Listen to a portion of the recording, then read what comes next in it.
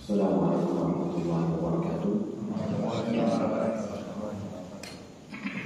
Innal hamdalillah nahmaduhu wa nasta'inuhu wa nastaghfiruh wa na'udzu billahi min shururi anfusina wa min sayyiati a'malina may yahdihillahu fala mudilla lahu wa may yudlil fala hadiya lahu. Asyhadu an la ilaha illallah wahdahu la syarika lahu wa asyhadu anna Muhammadan abduhu wa rasuluh. Qala Allah Ta'ala ya ayyuhalladzina amanu taqullaha haqqa tuqatih wa la tamutunna illa wa antum muslimun.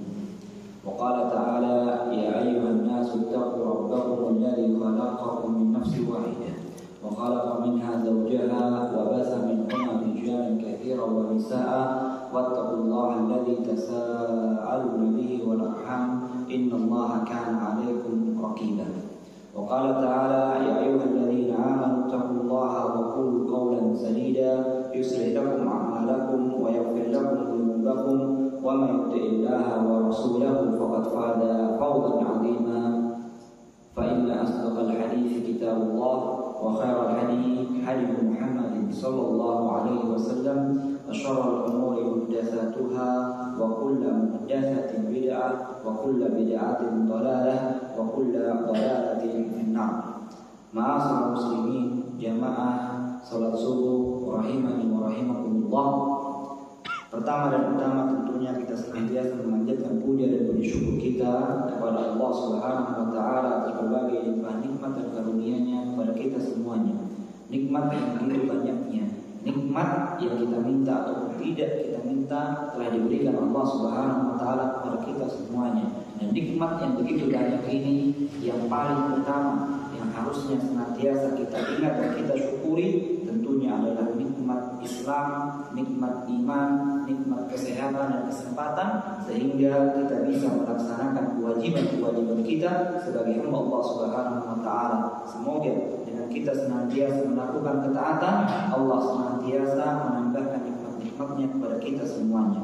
Kemudian tentunya tidak lupa kita haturkan salawat dan salam kita kepada junjungan Nabi besar kita Muhammad sallallahu alaihi wasallam, kepada keluarga beliau, sahabat-sahabatnya, serta orang-orang yang senantiasa mengikuti tuntunan beliau sampai akhir zaman.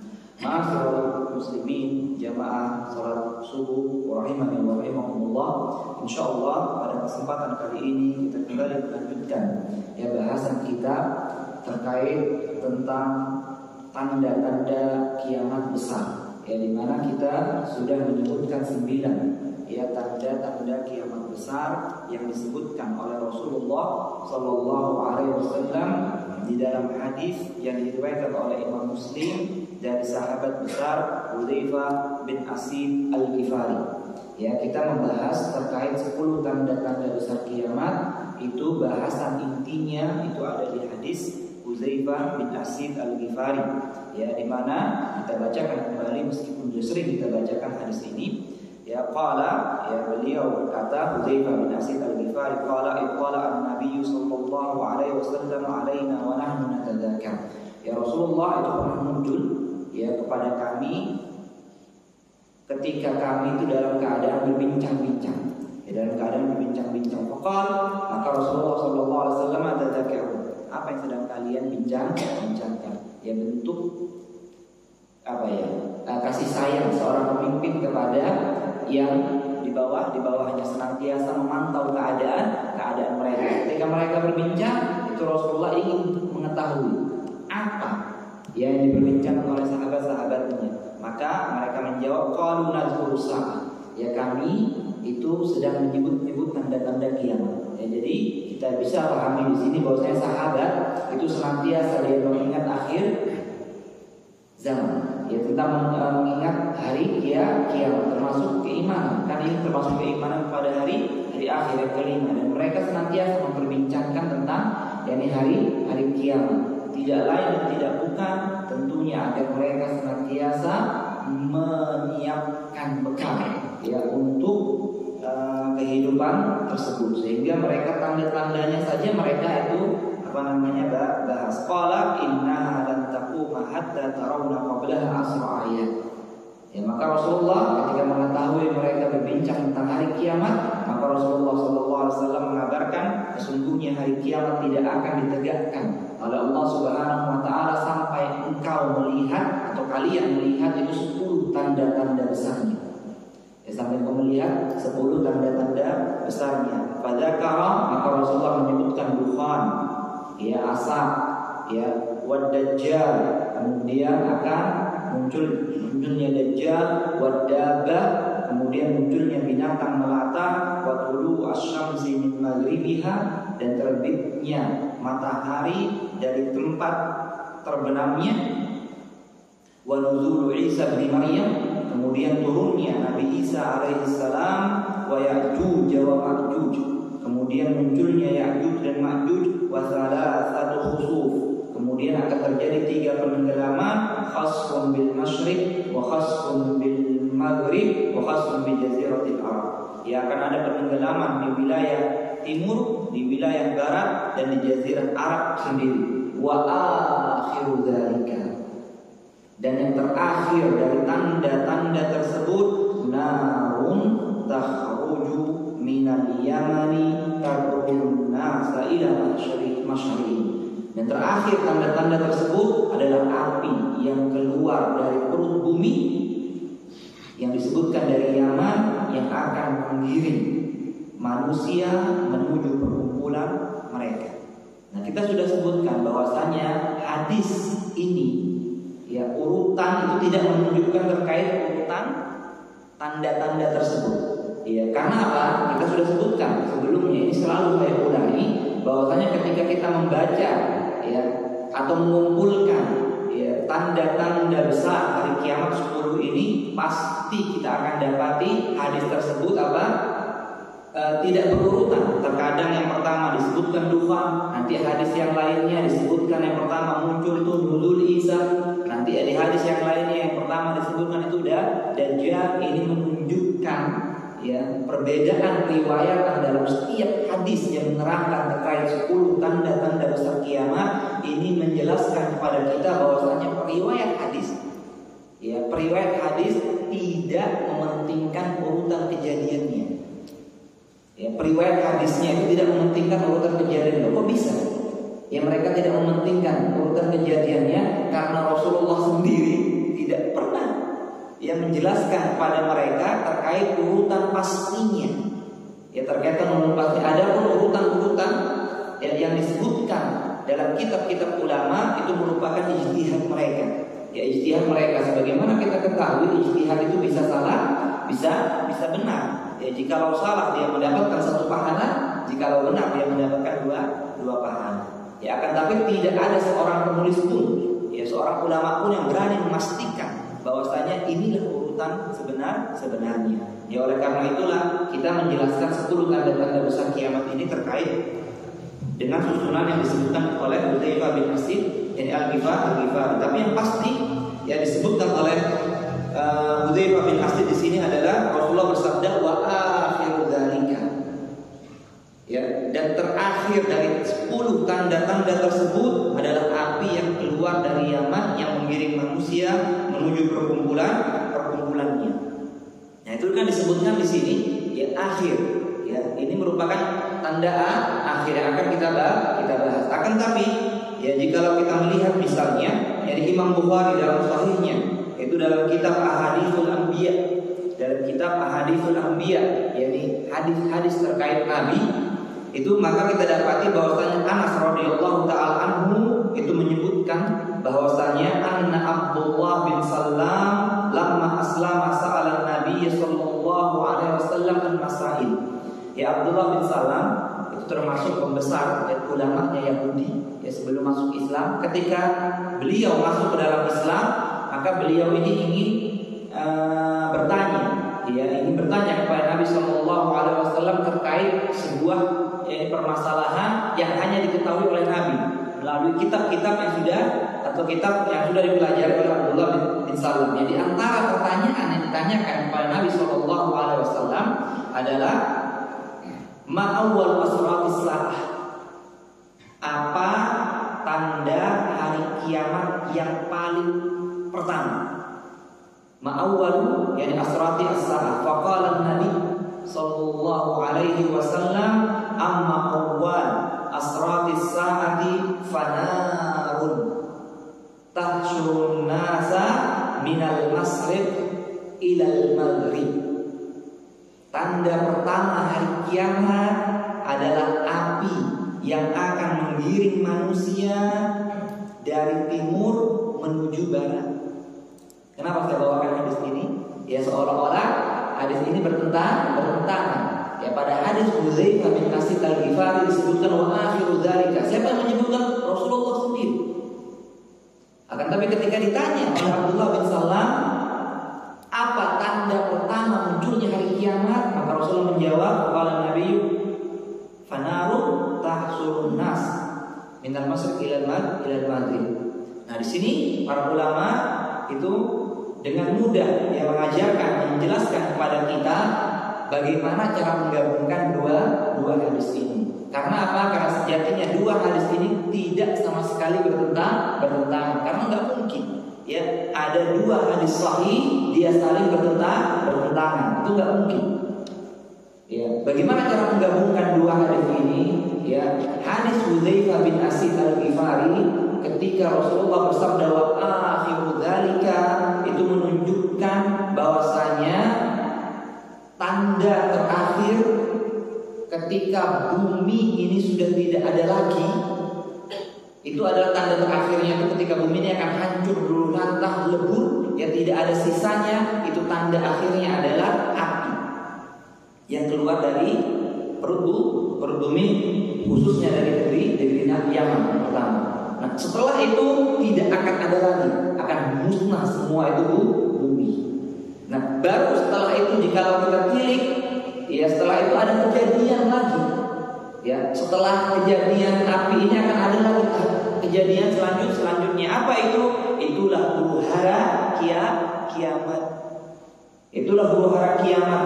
Nah, jika dilihat dari huru hara kiamat, maka api ini merupakan tanda awal dari huru hara kiamat. Kan kalau 10 tanda-tanda itu merupakan 10 tanda-tanda yang dimana kiamat itu akan ditegakkan oleh Allah Subhanahu wa taala.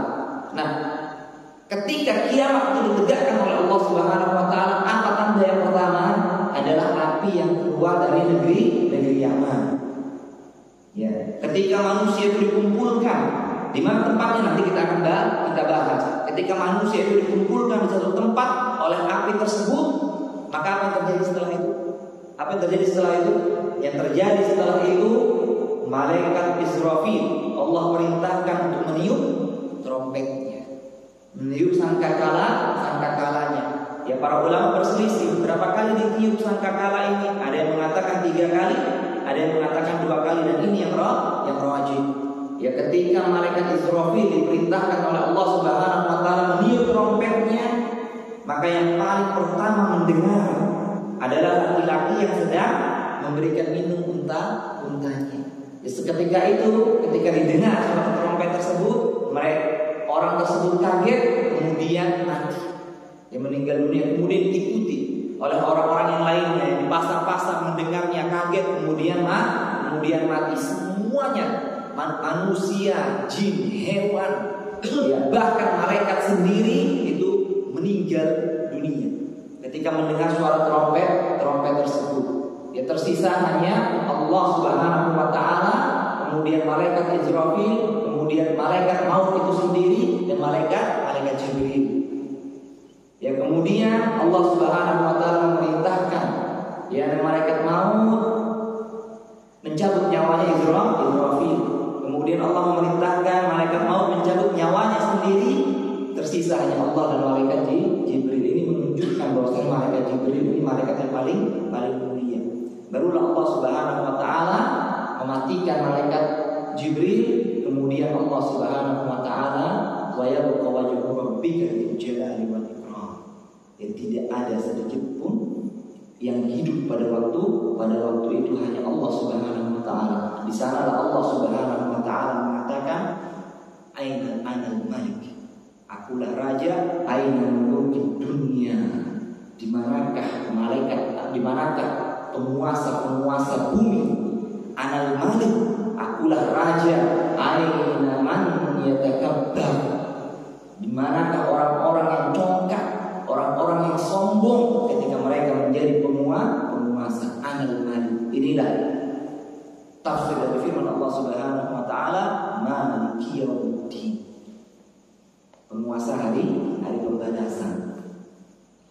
Nah, ini kejadian setelah api itu keluar. Nah, disinilah awal mulanya kejadian ini. Baru setelah itu ditiupnya trompet, barulah nanti Allah menghidupkan malaikat Israfil, kemudian memerintahkan untuk meniup trompet kedua, barulah ya manusia itu akan bangkit dari kuburan mereka.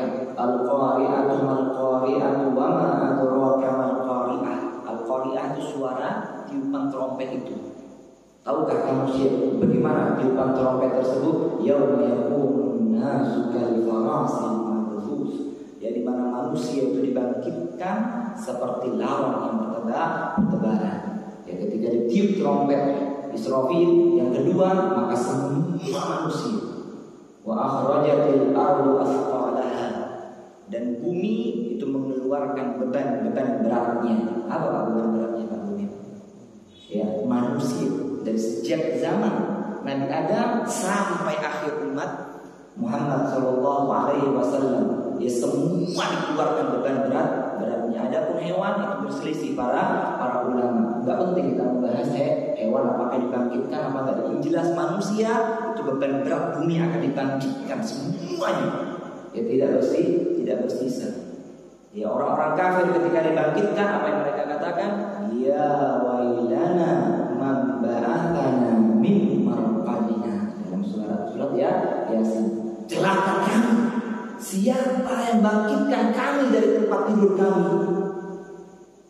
Itu keadaan orang-orang kafir. Ya, ketika mereka bangkit di bumi ini, mereka kaget, takut. Bagaimana keadaan? Disinilah namanya padang mahsyar. Yauma tubaddalul ardu ghairal ardi was samawat, di mana pada hari di mana bumi diganti dengan bumi yang lainnya, langit pun diganti dengan langit yang lainnya. Ini orang ketakutan semuanya. Orang-orang kafir di sini ketakutan. Ya, mereka pergi ke kanan, kiri, depan, belakang, lari sekencang-kencangnya karena takutnya. Ya, begitu dahsyatnya hari ini. Ya, adapun orang-orang beriman, maka dia diberikan ketenangan oleh Allah Subhanahu wa taala. Sebagian para ulama menyebutkan bahwasanya ketika mereka dibangkitkan, maka di samping kirinya ada istrinya, di samping kanannya ada anaknya, meskipun mereka tidak saling kenal. Tapi mereka itu berkumpul, depannya ada ayahnya, ya, di sekeliling mereka ada keluarganya. Siapa mereka? Walladzina amanu wattaba'atuhum dzurriyyatuhum biimanin alhaqna bihim dzurriyyatahum. Adapun orang-orang beriman dan diikuti oleh keluarga mereka keimanannya, maka kami kumpulkan mereka dengan sebab keimanannya tersebut. Ya, minimal. Ya, kalau orang itu berkumpul dalam keadaan yang mencekam, itu ada sedikit ketenangan.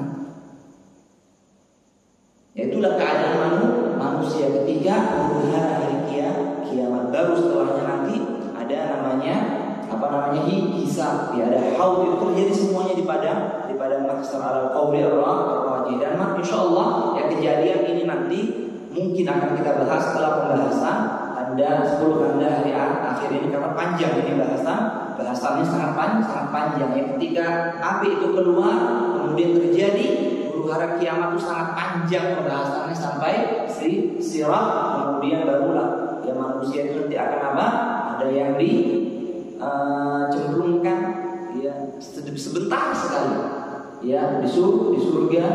Ya, orang yang paling sengsara di muka bumi ini kemudian ditanyakan, apakah engkau pernah mendapatkan kesulitan? Enggak pernah sama sekali. Ketika cemplung sedikit saja ya dirasakan kenikmatan surga itu. Semua orang melihatnya, tidak pernah dibilang. Ada orang yang paling nikmat diberi di muka bumi ini, dicemplungkan di api neraka sebentar saja, dicukupkan dan dikeluarkan lagi oleh Allah.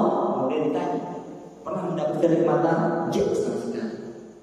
Ya, makanya pentingnya kita senantiasa mengingat ya hari akhir ini, sehingga kita senantiasa mempersiapkan bekal kita untuk benar-benar bisa mendapatkan kenikmatan di hari kiamat. Yaitu jikalau kita mau menggabungkan ya antara dua hadis yang tadi sepertinya kelihatannya itu bertentangan, tapi sejatinya dia tidak bertentangan. Jadi intinya bahwasanya akhir itu jikalau dilihat dari 10 tanda-tanda tersebut, dan awal itu jikalau dilihat dari huru hara kiamat, maka nar ini merupakan tanda awalnya. Adapun sekarang kita akan membahas tempat keluarnya ya api tersebut. Dalam hadis dari Hudzaifah itu kan disebutkan takhruju narun takhruju minal Yaman. Nah ini jelas ya, api itu keluar dari negeri Yaman, masih bersifat umum. Jadi awal munculnya api itu ada di negeri Yaman. Akan tapi dalam hadis yang lainnya, pada riwayat lain ya disebutkan bahwasanya Rasulullah SAW ini juga diriwayatkan oleh Imam Muslim. Ya setelahnya Imam Muslim itu membawakan hadis juga dari Hudzaifah bin Athir, qala narun takhruju min qurati adnin tarhalun nas. Ya setelahnya Imam Muslim membawakan hadis yang hampir serupa tapi urutannya berbeda, tapi terakhir sama. Ya Rasulullah, tapi cuma Rasulullah bersabda wa narun takhruju min qurati adnin, dan api itu akan keluar dari lembah Aden. Nah, ini lebih spesifik. Di mana Yamannya? Di lembah Aden. Ya di lembah Aden. Karena Aden merupakan pesisir ya, kota pesisir yang ada di Yaman bagian selatan. Ya dia sudah ada semenjak zaman Nabi SAW sampai saat ini. Di sanalah itu api itu akan muncul. Yang jelas kita hanya beriman. Ya, meskipun banyak penelitian yang mengatakan bahwasanya memang benar ya di negeri Yaman itu ada api di dalam yang sedang bergejolak. Ya, cuma akan tapi penelitian tersebut hanya menguatkan saja. Ya, yang pasti kita hanya mengimani apa yang disampaikan oleh Rasulullah. Jikalau hadis itu sahih, apalagi ini kita bawakan hadis dalam Bukhari dan Muslim, tidak yang lainnya sudah kita beriman bahwasanya api itu nanti terakhir akan keluar ya dari perut bumi, terkhusus dari negeri Yaman, khususnya lagi dari lembah Aden. Jadi awalnya muncul ya di lembah Aden, kemudian dia menyebar ke seluruh bumi. Dia menyebar ke seluruh bumi yang nanti akan menggiring seluruh manusia. Dan manusia ketika digiring oleh api tersebut, ini pembahasan selanjutnya bagaimanakah keadaan mereka ketika digiring oleh api tersebut ke tempat kumpulan mereka, maka ini dijelaskan oleh Rasulullah SAW dalam sebuah hadis yang akan kita bacakan. Hadisnya itu hadis dari Abu Hurairah radhiyallahu taala anhu yang diriwayatkan oleh Imam Bukhari dan Imam Muslim, dan yang kita bawakan adalah lafaz dari Imam Muslim, yuhsyarun nas ala thalath taraik. Ya manusia nanti akan dikumpulkan, ya akan digiring oleh api tersebut dalam 3 kelompok. Ya dalam tiga kelompok, dalam 3 keadaan. Yang pertama rahibin. Itu yang pertama. Ya pertama mereka berharap dan mereka cemas. Rahib itu dia berharap dan mereka cemas melihat api tersebut. Cemas mereka melihat api tersebut, maka mereka segera. Mereka tidak berlambat-lambat dalam apa? Dalam lari dari api tersebut. Raghibin, Raghibin itu maksudnya mereka berharap bisa sampai ya ke tempat kumpulan tersebut, ya sehingga mereka pun mendapati ya kendaraan pada waktu itu. Karena apa? Karena mereka bersegera. Ketika orang itu bersegera pergi, maka mereka tidak memperdulikan ya harta yang mereka miliki, sehingga mereka pun bersegera bisa cepat. Ya sampai tempat, karena baru melihat api itu mereka langsung pergi. Ya nggak memperdulikan harta mereka. Itu yang pertama keadaan orang-orang pada waktu digiring oleh api tersebut. Kemudian keadaan yang kedua, wasnani ala ba'ir, ada 2 orang yang di atas 1 unta, wa thalatha ala ba'ir, ada 3 orang di atas unta, wa arba'at ala ba'ir, dan ada 4 orang yang berada di 1 unta, wa asrah ala ba'ir, dan bahkan sampai 10 orang itu di atas 1 unta. Nah ini disebutkan oleh para ulama, kok mereka bisa seperti ini keadaannya, karena mereka menunda-nunda lari dari api tersebut. Karena apa? Sibuk Pak dia. Aduh, apa yang saya harus saya bawa Pak ini? ya ada api ini di belakangnya, ya apa yang harus saya bawa? Mereka telat. Ya, ketika mereka sudah siap membawa jadi bekal, ternyata mereka tidak mendapati ya kendaraan, ya sehingga mereka pun ikut sama orang yang bawa unta. Ya makanya dikatakan ada 2 orang mengendarai unta. Kok bisa? Ya keadaannya seperti itu. Ini jawabannya macam-macam. Para ulama dalam menjelaskan. Yang pertama dijelaskan bahwa saya maksud 2 orang berada di atas satu unta, 3 orang satu unta, 4 orang satu unta, itu mereka saling bergantian. Ya menaiki unta tersebut, kadang berjalan, kadang menaiki unta. Tapi ada juga yang melihat zahir hadisnya. Ya Allah memberikan kekuatan ya pada unta pada waktu itu untuk bisa mengangkut 10 orang. Yang juga yang mana yang menunjukkan bahwasanya pada waktu itu sangat sedikit sekali ya bisa ditemui kendaraan khususnya yang binatang. Tidak terlalu banyak yang bisa ditunggangi pada waktu itu karena mereka berlambat. Nah, kemudian itu golongan yang kedua. Nah, golongan yang ketiga watahsyuru baqiyatahum nar. Nah, ini ketiga. Ya api ini Pak, yang bagi kelompok yang ketiga ini ketika misalnya lewat di pohon habis musnah pohon itu diapakan sama api. Ketika lewat di rumah musnah rumah tersebut dimakan oleh api. Bahkan ya barang bawaan yang dibawa oleh orang-orang dari kelompok kedua itu jikalau dimakan habis ya jatuh kena api habis. Nah pada kelompok yang ketiganya ada ajaib ini apinya ini. Kenapa demikian? Dia tidak memakan manusia api ini. Dia tidak menghabiskan manusia. Dia tidak menghabiskan manusia. Kenapa? Karena dikatakan oleh Rasulullah taqilu ma'ahum haythu qalu. Ya ketika mereka beristirahat di siang hari, taqilu itu tidur siang, taqilu. Yani qailulah itu tidur siang sebelum zuhur. Ya, taqilu ma'ahum haythu qalu. Ya, mereka api ini akan diam ketika mereka itu istirahat capek. Ya karena kan berlambat-lambatan bisa jadi dia banyak bawa barang, nggak dapat kendaraan. Ada yang berlari, ada yang berjalan. Ya diikuti oleh api tersebut. Yang jelas mereka tidak bisa mundur ke belakang, mereka nggak bisa memilih jalan. Mereka hanya mengikuti api itu menggiring mereka.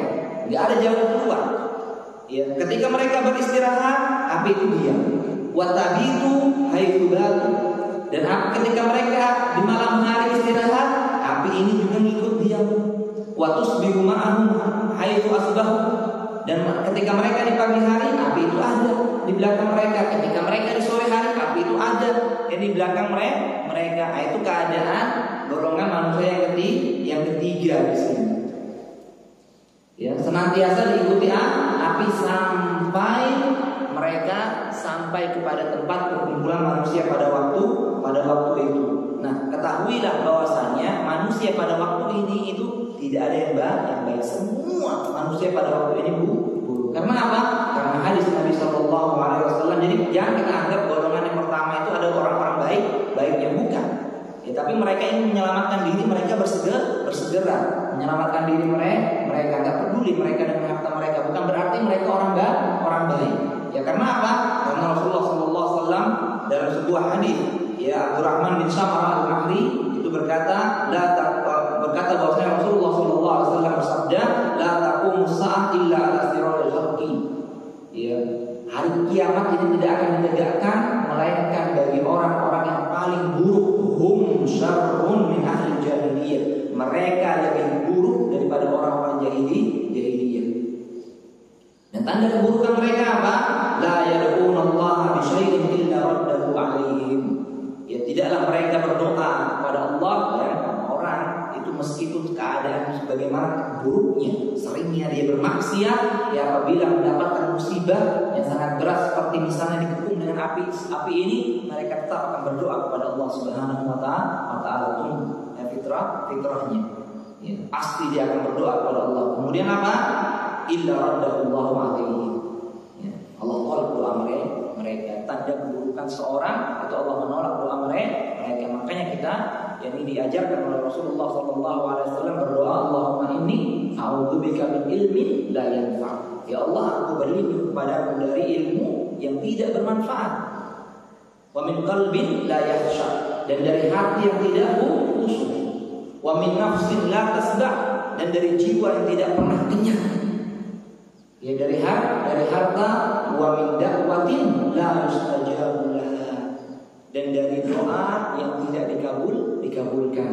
Ya kita senantiasa berdoa dengan Allah dengan empat keadaan ini. Ya Allah, aku berlindung kepadamu ya dari ilmu yang tidak bermanfaat, ya dari hati yang tidak pernah khusyuk, ya dari jiwa yang tidak pernah kenyang, ya dan dari doa yang tidak dikabulkan. Ya, tanda kebaikan seorang hamba adalah apabila dia berdoa maka dikabulkan oleh Allah Subhanahu wa taala, meskipun ya pengabulan doa itu terlambat, enggak masalah. Yang jelas ketika enggak mungkin Allah tidak mendengar doanya seorang hamba, pasti akan diterima. Itu janjinya Allah Subhanahu wa taala. Tetapi bagi orang-orang yang buruk ya keadaannya, doa itu ditolak oleh Allah Subhanahu wa taala. Allah tidak perlu menolak, enggak ada ruginya. Ya, Allah itu enggak ada ruginya memberi apa yang diminta hamba-hambanya, enggak ada. Semua bumi ini diberi kepada seorang hamba, enggak ada sedikit pun tidak akan mengurangi kerajaan Allah Subhanahu wa taala. Enggak rugi. Ya enggak ada ruginya, yang maha kaya ini. Ya yang memberi. Ya seluruh hamba diberikan apa yang dia minta.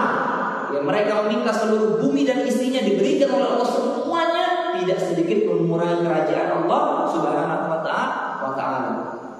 Ya makanya setiap hamba itu jikalau dilihat kejujuran dalam hatinya kemudian dia meminta kepada Allah, maka pasti akan diberikan, dikabulkan oleh Allah Subhanahu wa taala. Karena itulah banyak-banyak kita berdoa. Ya jangan kebingungan kita berdoa saja kehabisan permohonan jangan. Ya seorang hamba itu minta semuanya yang dia butuhkan. Ya untuk ketaatan, diminta semua kepada Allah, jangan pernah malu. Ya intinya kita senantiasa melakukan ketaatan sehingga Allah senantiasa menerima doa kita. Dan jangan lupa kita berdoa kepada Allah dengan 4 hal ini, berlindungnya dari 4 hal yang tadi sudah disebutkan. Baik, sekarang kita akan bahas terkait mahsyar, tempat berkumpul itu di mana? Ya, jadi api yang keluar ya, dengan dahsyatnya ini akan menggiring manusia itu ke mahsyar. Ya, di mana di sini Rasulullah SAW itu pernah ditanya oleh para sahabat, ya Rasulullah, apa yang kau perintahkan kepada kami ketika api itu menggiring kami nantinya? Bayangkan sahabat yang ketika diceritakan hal seperti itu oleh Rasulullah, mereka tidak menganggap lama kenyataannya, nggak mungkin ada lagi zaman kita. Ya, mereka seolah-olah kejadian itu akan menimpa mereka. Ya maka mereka bertanya kepada Rasulullah. Ya, kan nggak mungkin kalau orang misalnya orang beragama, Rasulullah masih lama, kita masih awal-awal. Ini ada orang kan nggak mungkin bertanya dia, tapi enggak. Ketika mereka merasa bahwasanya kejadian itu akan semakin dekat dengan dirinya, maka mereka pun bertanya kepada Rasulullah, ya Rasulullah, apa yang kau perintahkan kepada kami ketika kami itu nanti digiring oleh api tersebut? Padahal mereka orang yang paling baik ya di muka bumi ini bertanya kepada Rasulullah. Maka beliau menjawab, alaikum bisyam. Ya hendaknya engkau pergi menuju negeri Syam. Ya negeri Syam ini kan sekarang apa ya? Dulu kan nggak ada ya istilahnya. Dulu zaman Nabi itu istilahnya hanya negeri Syam. Sekarang tapi terbagi menjadi empat negara kan, Syria, Lebanon, Palestina, dan Yordania. Nah dulu nggak ada nama 4 negara yang ada Syam. Nah itulah Rasulullah kemudian menunjuk ke arah Syam, alaikum bisyam. Ya alaikum bisyam. Ini menunjukkan bahwasanya nanti semua manusia ya di muka bumi ini itu akan dikumpulkan di negeri Syam semuanya. Cuma ingat, ini semua orang-orang paling buruk ya di muka bumi. Yang orang-orang mukmin itu sudah meninggal dunia ketika Dabah ya itu muncul, kan kita sudah sebutkan. Nanti Dabah ini akan berbicara kepada seluruh manusia, kemudian beri tanda. Jika Jikalau dia berbicara kepada orang muslim, dia akan berbicara tentang keislaman, kemudian memberikan tanda, kemudian teranglah wajah-wajah mereka. Ya, kemudian apabila dia bertemu dengan orang kafir, bukan limun nas, ya dia akan berbicara dengan manusia tersebut bahwasanya ente kafir, ya ente sudah mengingkari apa yang Allah Subhanahu wa taala sebutkan, diberi tanda dia di hidungnya. Ya sampai-sampai manusia pada waktu itu lupa nama mereka. Ya mereka hanya menyebut apa? Si mukmin. Ya karena tandanya dari daba. Oh, si kafir di pasar. Ya enggak ada istilahnya apa namanya? Marah, ya apa namanya? Tersinggung dikatakan mukmin dan kafir. Memang seperti itu keadaannya. Nah, barulah setelah itu ada angin. Ya yang datang masuk ke seluruh tempat. Ya mau di dalam rumah, mau di gang, mau di jalan, itu ada angin tersebut masuk.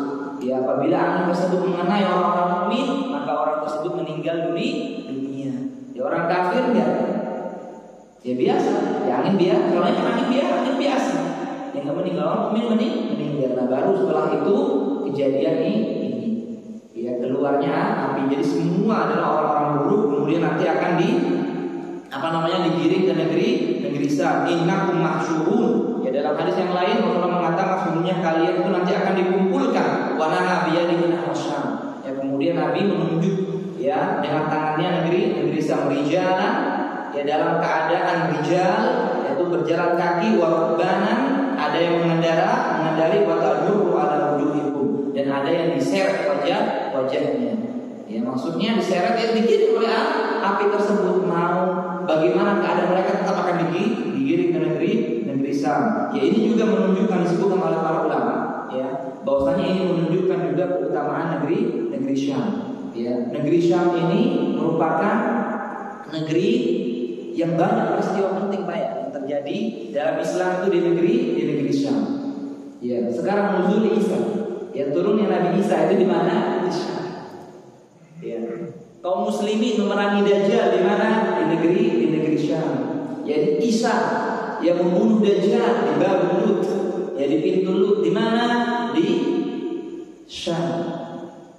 Jadi negeri Syam. Dan mahsyarnya manusia itulah disabdakan oleh Rasulullah SAW, ardul mahsyar wal mahsyar. Ya, Syam ini merupakan negeri tempat nanti manusia dikumpulkan dan tempat manusia nanti di mahsyar itu dibangkitkan. Nah, jadi Syam ini merupakan negeri terakhir yang ada yang diberkahi oleh Allah Subhanahu wa taala. Bayangkan Mekah saja sudah hancur, Pak. Ya Mekah, Ka'bah itu sudah dihancurkan oleh siapa? Oleh Dzu Wasqataini, ya dari Ethiopia, dari Habasyah.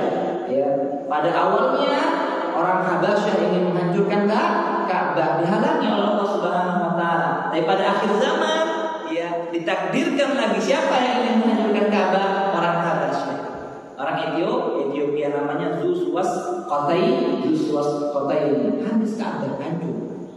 Ya, karena apa? Tanda petaka. Ya, enggak ada orang muslim lagi, ya. Sepi. Ya kayak hutan di Ka'bah itu. Ya, tapi di negeri Syam masih ada kehidupan di sana. Ya negeri juga diberkahi Allah, barik lana fi Syamina. Jadi katakan oleh Rasulullah, ya Allah berkahilah Syam kami, wa Yamanina, dan Yaman kami. Yaitu doanya Rasulullah sehingga akhir ya bumi yang masih ada itu manusianya adalah di negeri Syam. Jadi negeri Syam ini menunjukkan keutamaan negeri Syam.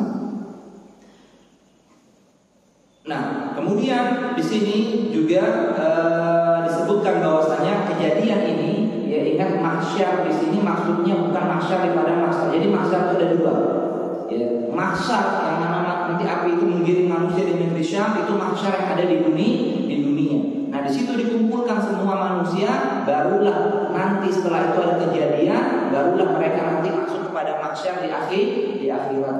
Yang tadi kita sebutkan yauma tubaddalul ardu yauma tubaddalul ardu ghairal ardi was samawat. Ya hari di mana bumi itu digantikan dengan bumi yang lainnya. Dari tiupan sangkakala yang pertama itu kan hancur semuanya, manusia mati, ya langit dihancurkan, ya gunung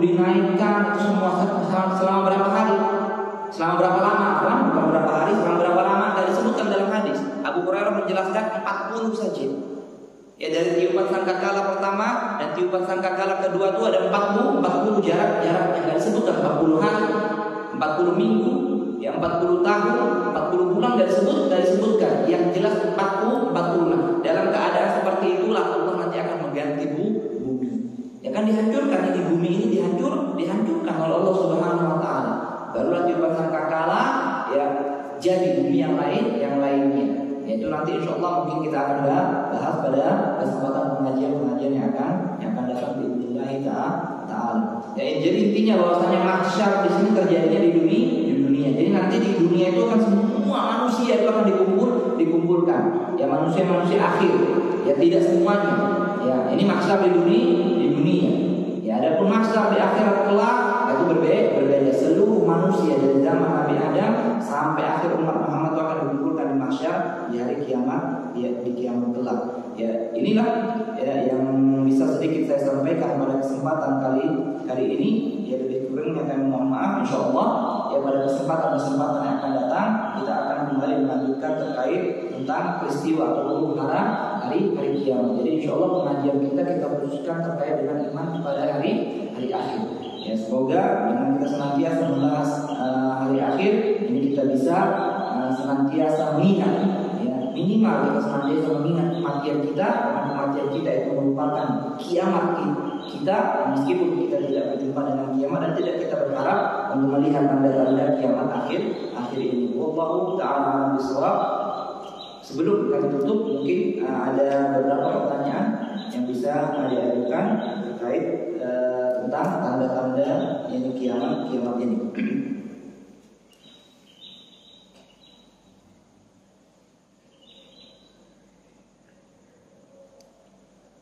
Ya kalau tidak ada kita tutup. Ya subhanallahumma bihamdika asyhadu an